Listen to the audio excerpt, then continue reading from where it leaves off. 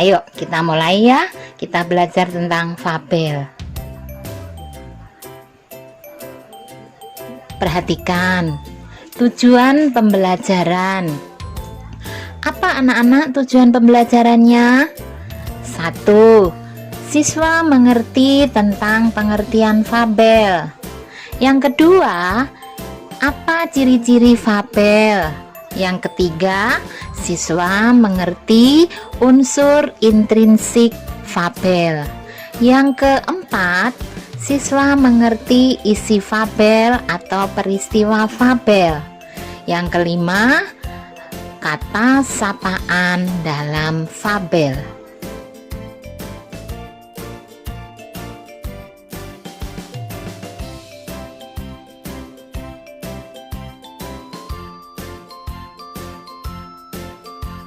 Nah, ayo kita lihat semua. Tuh, ada contoh tentang cerita, yaitu cerita Raja Hutan yang Rendah Hati. Anak-anak, itu adalah contoh cerita fabel. Coba diamati, ada gambar apa?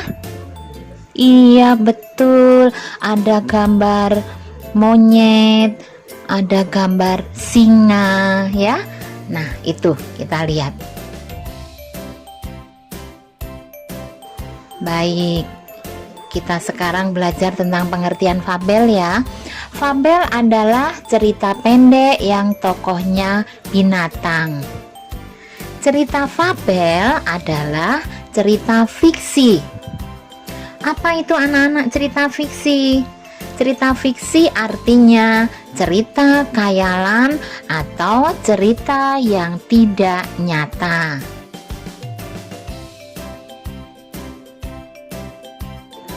Nah, sekarang kita belajar tentang ciri-ciri fabel. Kita lihat satu-satu ya. Ciri-ciri fabel yang pertama, tokohnya binatang. Contohnya si gajah, kancil, buaya. Nah, anak-anak, tokoh tersebut bisa bicara seperti manusia ya. Bisa bicara seperti layaknya manusia. Ciri yang kedua, tokohnya memiliki karakter atau sifat seperti manusia. Misalnya apa anak-anak? Iya, betul, sifat baik, suka menolong, rajin, dan sabar. Tapi ada juga sifat kebalikannya, yaitu sifat jahat, sombong, licik, pemalas, dan pemarah. Ciri yang ketiga, memiliki pesan-pesan atau amanat atau disebut juga dengan nasihat.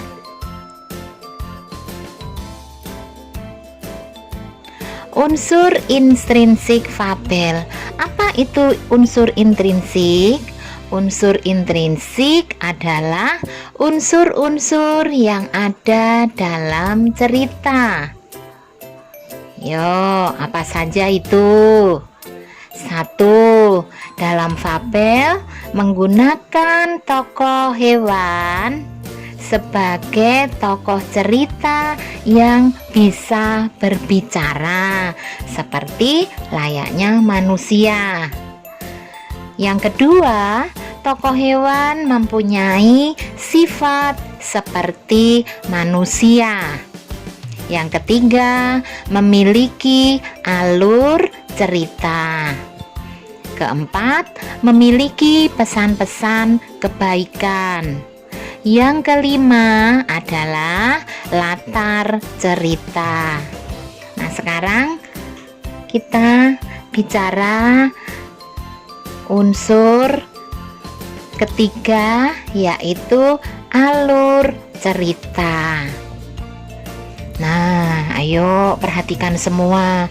Apa itu alur cerita? Alur cerita disebut juga jalan cerita, yaitu mulai dari awal cerita itu sampai dengan akhir cerita. Jadi kalau anak-anak membaca ya, dari awal anak-anak membaca cerita tersebut sampai selesai, itulah yang disebut dengan alur.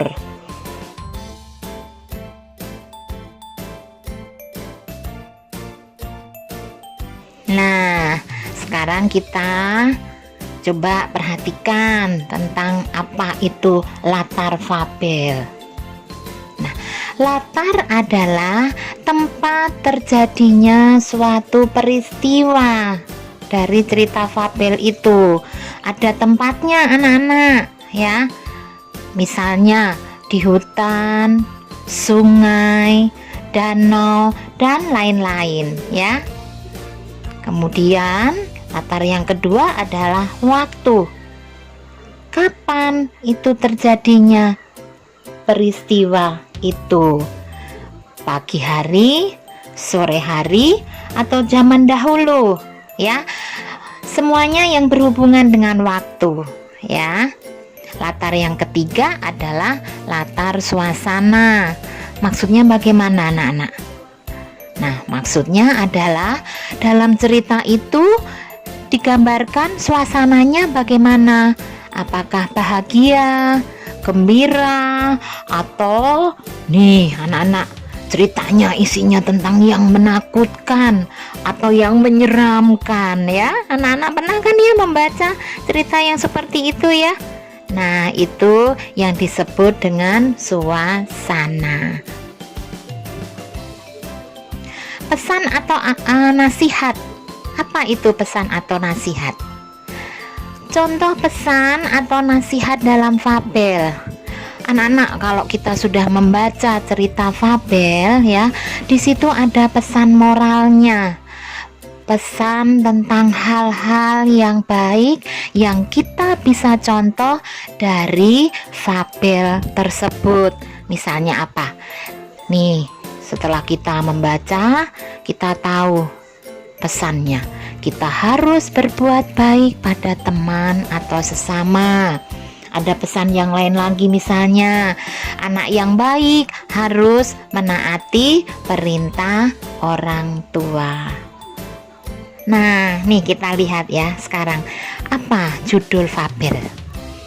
Judul dalam penulisan judul fabel ya, setiap kata dalam judul tersebut diawali dengan huruf kapital kecuali kata hubung.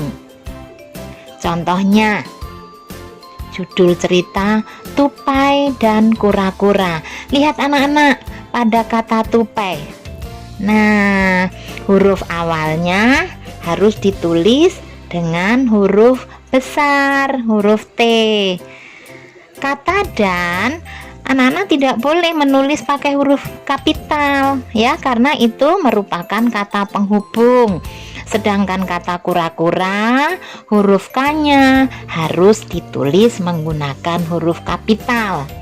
Contoh yang kedua anak-anak, judul kekompakan semut. Nah, pada kata kekompakan, huruf awal harus ditulis menggunakan huruf kapital. Apa nama itu? Iya betul, huruf K. Hurufnya harus apa? Kapital. Kemudian yang kapital lagi hurufnya yang mana? Iya, huruf S pada kata semut. Demikian juga kemudian contoh yang ketiga, judul kancil dan buaya. Mengerti ya semua anak-anak? Oke. Isi fabel atau peristiwa fabel. Apa yang dimaksud dengan isi fabel atau peristiwa fabel? Yaitu peristiwa-peristiwa penting yang ada dalam cerita fabel. Contohnya bisa kita lihat bersama anak-anak. Ayo kita buka cetak halaman 4 tentang cerita Tupai dan Kura-kura. Sudah dibacakan ya anak-anak? Menarik sekali kan ceritanya. Nah, kita buka juga halaman 12.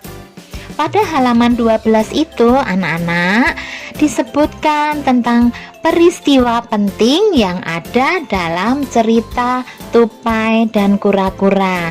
Nanti anak-anak lihat ya anak-anak, halaman 4 dan halaman 12.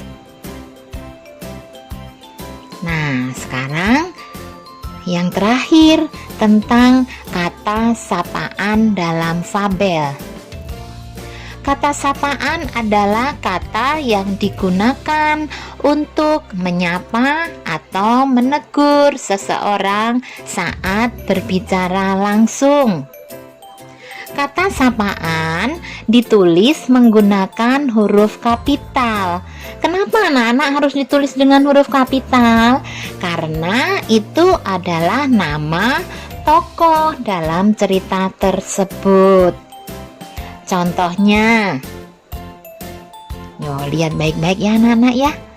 Kalau tidak salah anak-anak pernah mengerjakan ya latihan soal itu. Lihat itu kata sapaannya. Hai belalang, jangan banyak makan. Nah, kalian perhatikan semua itu.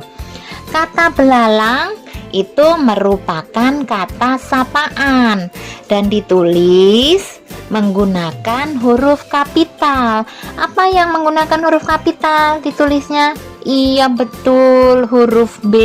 Pinter. Contoh yang kedua anak-anak. Sedang apa kamu di rumahku lebah?